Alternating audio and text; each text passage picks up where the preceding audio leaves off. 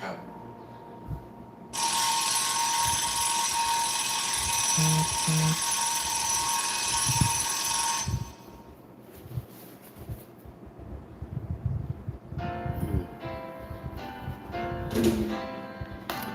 All right, all right, all right. Floyd House Flicks, Blacks in Cinema Sundays. Welcome to Blacks in Cinema Sundays, where we profile black actors in film. Today's film choice was School Days. School Days is a 1988 film directed by Spike Lee, written and directed, if I may say so. If I'm not mistaken, this is Spike Lee's second film. Spike Lee is an amazing filmmaker, and of his time, at the time, he was doing things that was very pivotal in film for Black Americans, and gave an image of themselves in a light that wasn't always readily seen by general society, if you will. Black folks know it existed, but people outside of us just didn't believe it. There's a certain standing or a certain thinking of blacks in America, and Spike Lee did things in cinema that changed a lot of the way that people think, in my mind, anyways. A sense of self, if you will, put us in situations that were real situations that people just didn't think we did. Um, this film took place in Atlanta, in a historically black college town. It was themed in a historically black college. The college was named Mission College. Mission College was not a real college, of course. Um, Historically black colleges or historically black um, college universities existed for forever. They've been around forever. But in the 1980s, it was a definite push for black Americans to go to uh, historically black colleges so they could retain a sense of self, so they could learn more about themselves, so they could, their parents would feel that they were going to an institution that wasn't going to intentionally mislead them or misinform them. It's something that happens in college when you go away. A lot of universities, or a lot of the universities, HBCUs, were Morehouse, Howard, Hampton, Tuskegee, Spelman. A lot of these colleges were in the South. Mission College was in the South. It was in Atlanta. It was in the same town that the actual Atlanta University is in. Um,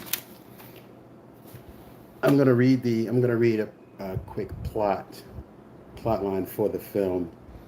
First, let me say, Blacks in Cinema Sunday is something that we do every Sunday, and I would like for you to like, subscribe, and share this information. This is for whoever wants it. This is not prescribed to a particular audience, but this is something that should be informative, just in case there's movies out there that you've never even heard of, and I'm trying to introduce more people to films that maybe they never heard of or heard something about, but now give them the spark to maybe go and check it out, go see it for themselves. School Days was starring Lawrence Fishburne, Spike Lee, Bill Nunn, Giancarlo Esposito, who is everywhere right now. Giancarlo Esposito is quite the star at this point, but this is where he got his start, working with Spike Lee for the most part. Tisha Campbell. Tisha Campbell played Gina on Martin. You might be more familiar with her as Gina. Um, there were people in this movie that I kind of almost forgot where was. I forgot all about them. But I was reminded once I watched this movie. You had people like Ozzie Davis. Ozzie Davis was a legendary black actor. He was married to Ruby Dee. You had a singer, a wonderful singer by the name of Phyllis Hyman. She was in this movie. Um, but let's get to it. Okay. So, School Days. Excuse me. School Days is a 1988 American musical comedy drama film written and directed by Spike Lee, starring Lawrence Fishburne, credited as Larry. This is back before he had changed his name from Larry to Lawrence. Giancarlo Esposito, Tisha Campbell, based on part of Spike Lee's experience at Morehouse, a student in Atlanta University during the 1970s. It's a story about the undergraduates in a fraternity and a sorority clashing with some of their classmates in a historically black college during homecoming weekend. Homecoming weekend, at least when I was a kid back in the 80s, homecoming was like a big deal. Even it doesn't matter if you were in Atlanta or if you were in Maryland. People used to go to Howard University, and people would travel from wherever they were to go to these homecoming parties. They were epic back in the day. This was just something that you did as a young person of color. This was just something that you did. Anybody could go, but that's what it was. But without looking at notes, if I was to take School Days, it's a conversation. It starts off as a conversation of colorism, and colorism in the black community is a very real thing. You have the darker complected blacks and the lighter complected blacks, and for whatever reason, I can't say for whatever reason, there was a brainwashing that was done historically, generationally, that perpetuated a light dark conversation. One is better than the other because one is light or one is dark. Um, it's a very real thing, and it's something that we had dealt with for a long time. And on this platform, excuse the up and down, on this platform, Spike Lee brought a lot of things to light. There was a scene in the movie where the girls, primarily it was with the women, they had this song that they did called "Wannabe," right? Good and bad hair. They talked about each other's hair and they talked about each other's complexions. And the light skinned girls tended to talk about the darker skinned black women as mammies and all the such, while they had the lighter skinned complected girls had long weaves and fake eyes, green eyes, and knowing their eyes are just brown as brown could be. But it was a conversation of blending. And that conversation of blending has been, again, historically in place in the 20s, 30s, 40s, 50s. It's always been a conversation. So School Days just touched upon that. Um, there was a lot of the fraternity conversation. Now, you know, of course, you have different fraternities. You got the Alpha Phi Alpha, Kappa Alpha Psi, Omega Psi Phi. You got, but in this movie, Gamma Phi Gamma was the lead fraternity in this movie. Giancarlo Esposito played Big Brother Dean Almighty. He was the leader of the Gammas. And this was all during Rush Week, and this is when they're looking to bring in new, they call them neophytes. So they bring in the neophytes that want to be part of the frat. So they got to go through like a 6-week torture. Things in college, as you know, things got crazy in a lot of universities. Pledges were being hazed. Pledges got really messed up. Some even died as a result of the hazing.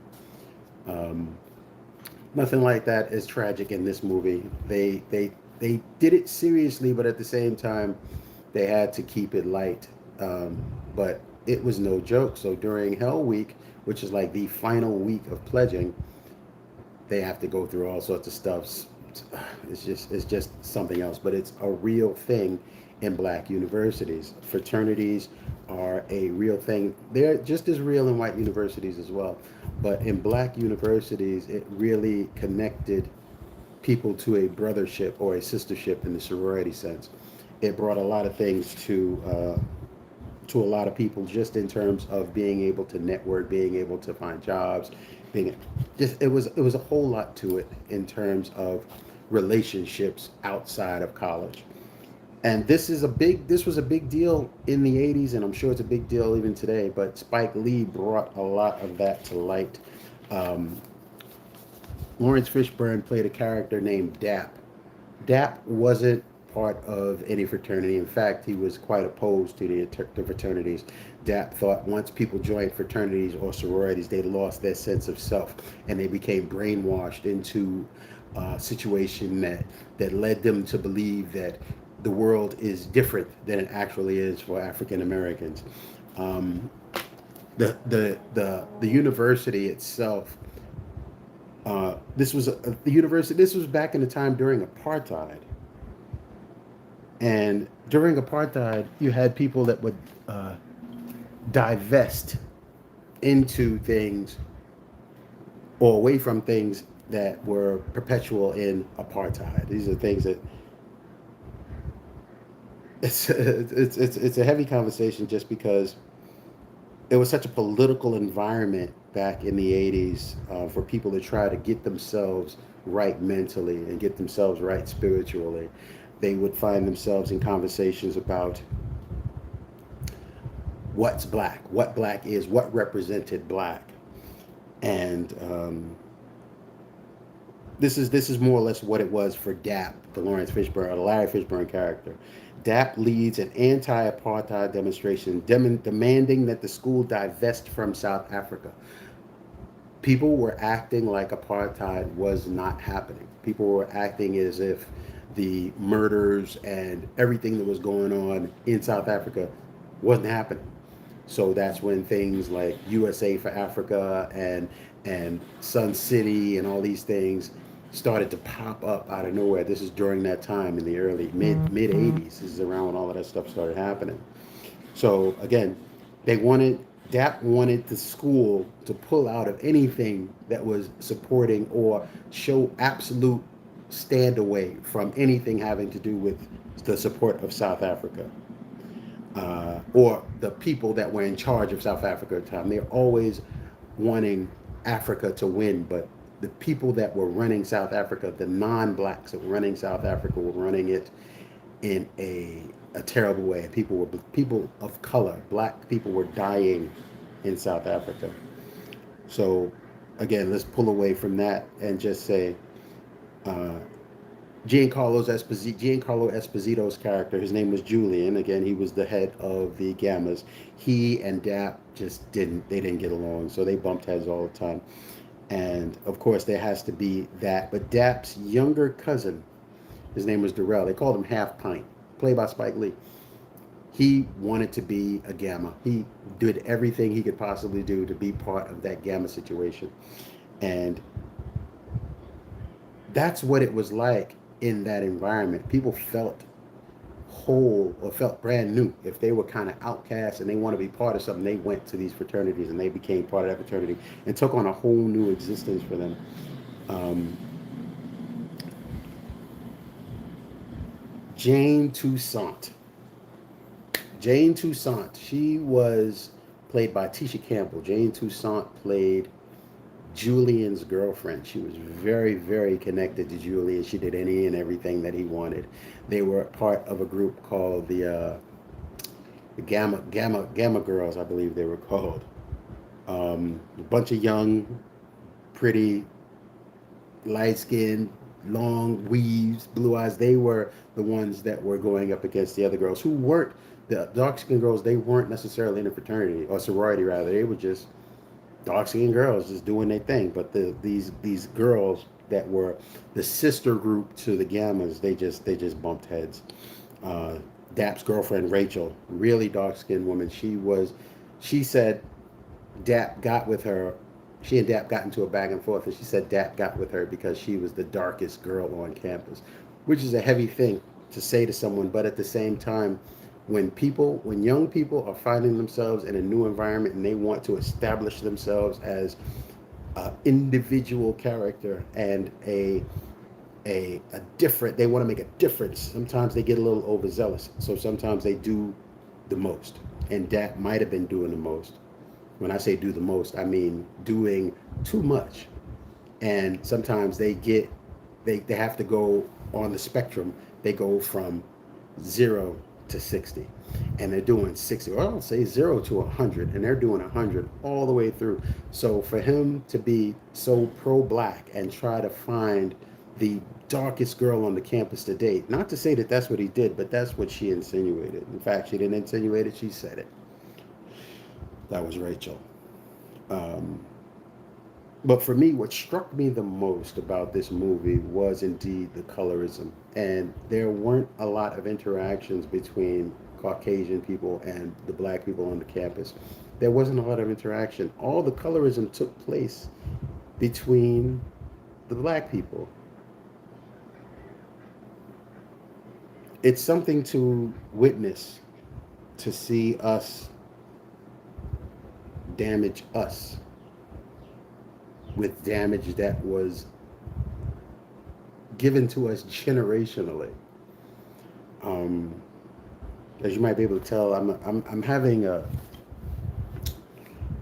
difficult time doing this because growing up where I grew up and growing up with the complexion that I had, it was something that I had heard lots of times. School Days just brought it home for me when it came out in 1988. Um, when they talk about you're you're not really black, your mom must be white or your dad must be white, you're not really black, you're not one of us kind of conversation. And it's very confusing as a young person to hear that because you're like, well, you think you better than us? Well, am I better than you?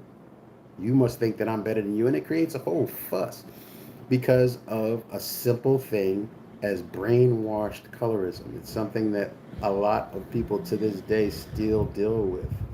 And it's something that through communication and conversation and therapy is going to help us move through a lot of those things. Then you had your lighter moments, if I may go back to the film. You had your lighter moments when they had actual homecoming. And homecoming is, again, where everybody comes from everywhere to have this big party, lots of music, lots of relations, lots of all sorts of stuff. But homecoming, you get to see bands, you get to see your favorite band performing, your favorite actors there. Um, it's something to behold just because of the amount of black people in one space. You feel the energy that is really happening there. You feel the energy. You feel the need to be part of something and ownership of something, and you feel that when you go into those environments. Um,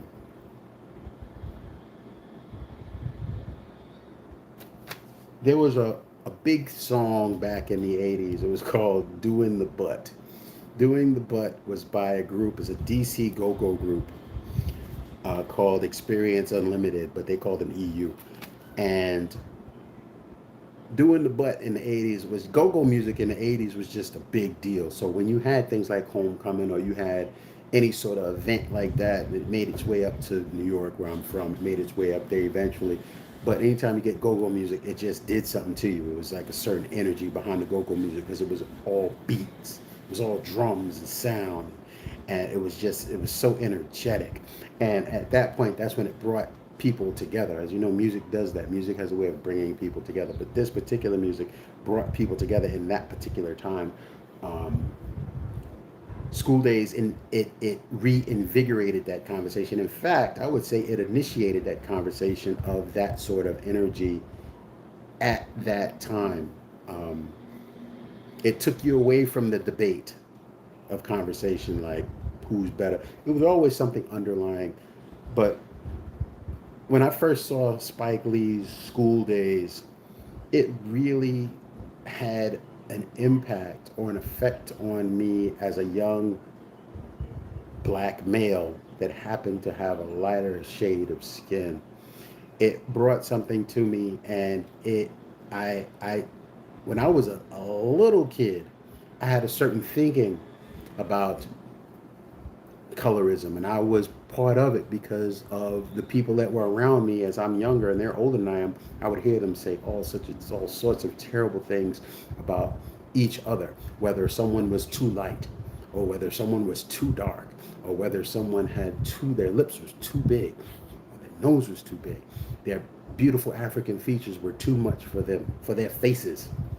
At the time, we didn't get it. We thought it was funny until other people started to say it in front of us. Now, historically, again, other people have been saying that. Let's just say racist people who have an opinion of black people in America and outside of America, if they have an opinion of us as black people, they say certain times they say things however they feel like saying it, especially now in this day and age where everyone is uh, I don't want to get political in the least, but what I will say is people feel like it's okay now to just come out and say what you want to say. There was a certain amount of empowerment that was given to them, let's just say starting in 2016, ending in about, most recently, not ending, but it started hard in 2016. I won't say it ended because it has not ended.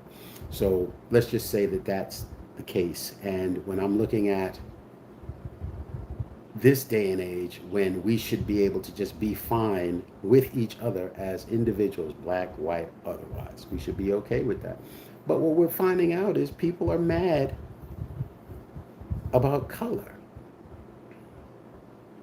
Most recently, you see the trailer for the Little Mermaid movie and how many people showed a certain level of hatred because the Little Mermaid is the wrong color. I wouldn't call that colorism. I would call that absolute prejudice. Wouldn't call it colorism. I would call that prejudice. In some cases, and some people will call it racist. But it's that sort of conversation that has created this generational disdain within black people. You should feel less. You should feel not as good. Look at this one. This one has a pretty light skin while your skin is dark. Her nose is so much smaller than yours, but look at that thing on your face. Historically, I can't even say the word. Generationally, imagine generationally to be stuck with some feeling of ineptness, some feeling of less than. Historically, generationally, imagine growing up like that. Imagine your great grandmother growing up like that, then raising your great grandmother and your grandmother, and then so on, and then you. Now that weight has been carried on for generations to make you feel like you are either better than this one or less than this one. You feel that this one is acting this way. You like, in our community, we say somebody's acting some kind of way. Look at you acting this, or you acting like tend to call them Oreos. You black on the outside and white on the inside, which is ridiculous.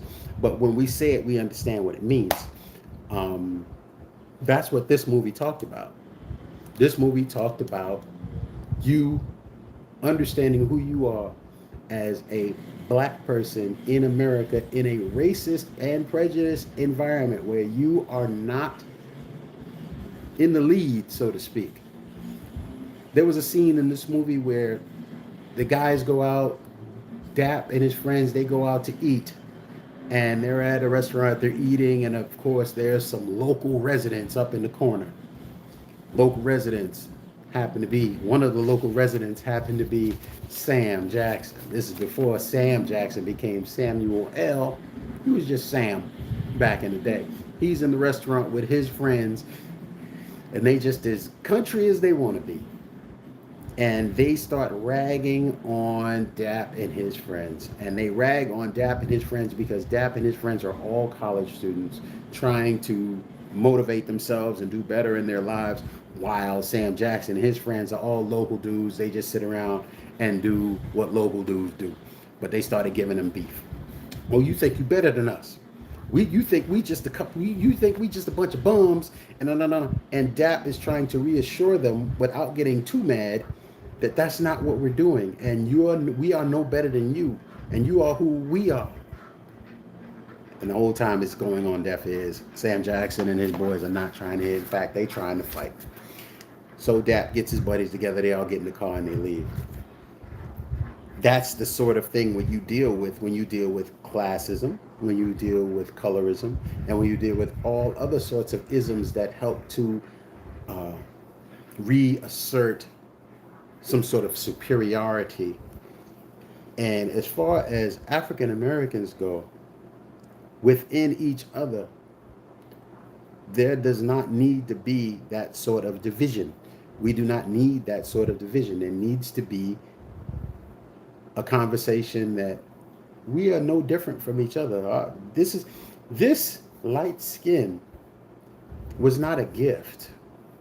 This light skin was the product of the same thing that my family name is a product of. We were all slaves. And within slavery, you know that there was rape, you know that there was murder, you know that there was so many different things. So this light skin was not a gift. The dark skin of Black African Americans still carry more of this heritage to where we came from than this light skin does.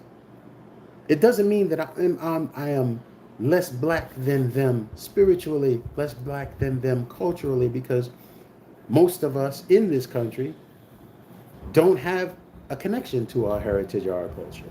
So we are just black. And as you know, black is not a skin color. Black or white is classism. We all know that. Caste system, that's how that breaks down. So it's difficult enough to deal as a black person to deal with racism and hatred and malignment and all sorts of negative things towards you and your character and your people. It's difficult enough. But imagine having to have an internal conflict and you're dealing with it from that place. Imagine that. That's hard. That's hard. That makes things difficult. And that is a lot of what you saw in this movie. It had its fun points. It had its jokes. It had its moments of, I'll say, levity to kind of lighten the mood. It had all of those things. But internally, this is a conflict. This is why at the end of the movie, Lawrence Fishburne is running around the campus yelling, "Wake up. Wake up." Because in reality, you are sleeping. You are asleep in regard to what is being perpetuated systematically, what you are perpetuating systematically. You're asleep to it. So when they use, that's back in the day when people used to use the term, they use the term woke a lot now. Woke. Man, that's woke. Woke means something different now than it meant in the 80s when this came out. Back in the day, they used to call it third eye open. You can see more than just what's in front of you. You can see intention. You can see purpose. You can see things that you wouldn't see just with your naked eye. If you took a tick to think about it and took a tick to look at what it really was, you could see what it really was. That's when people started to be woke. It took a long time for a lot of people to wake up, and it took a long time for a lot of people to admit the wrongdoings that have been committed in this country. A long time, which is why just recently, we're talking 2019, 2020, Juneteenth. When did Juneteenth happen? How long ago? Long time ago. Long time ago. Most people didn't know about Juneteenth. But then what it took was, it took a conversation, and it took people to say, all right, yeah, that was messed up. All right, let's give them a holiday. Throw a dog a bone, if you will. That's kind of what it felt like. Throw you a bone. And I'm going heavy. But again, this is what perpetuated this conversation. School Daze is what perpetuated this conversation. You look at a movie like School Daze and you say, well, these are young African Americans going to college to better themselves, to push out product, to be strong, functioning individuals in America and in the workforce, and they bring something to the table. But in the meantime, they still have not been able to deal with the generational damage that was done to them throughout history. They walked the school campus damaged, and only a few understand that. Now, maybe his methods were a little brash, and and he was going in a direction that wasn't necessarily the most advantageous to him, as in he could have gotten expelled for doing some of the things he did. He was threatened with expulsion. It could have been really bad for him, but he was committed to doing what he was doing. But then there's sometimes you have to do it a certain way, and sometimes there's people that are willing to sacrifice themselves. He was one of them. Dap was one of them. Half Pint really just wanted to be a part of something. He was always a little castaway, picked on, nothing in his eyes, in his own eyes. Now, again, this all happened in his community. Julian and Dap used to be friends right up until Julian decided to pledge.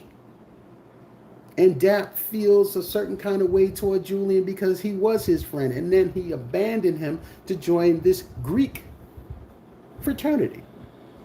There's a line in there where Julian says, "I am a Greek." That's damage. You're not a Greek. But that's the persona that you take on when you join these fraternities, because that's what it's all about. And Jane, pretty, young, smart, just wanted to be connected to Julian, because Julian was doing big things. But Jane had low self-esteem. Look at Jane. Pretty girl. Smart girl. Low self-esteem. So there's always something connected to something that's making something worse.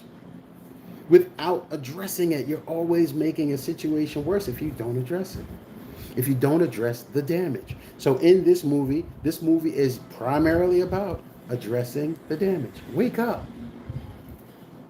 Stop dealing with things like colorism. Understand that you are a wonderful, beautiful, smart, brilliant individual.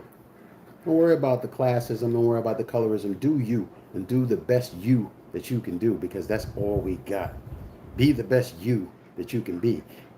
As you can do that, you can do anything.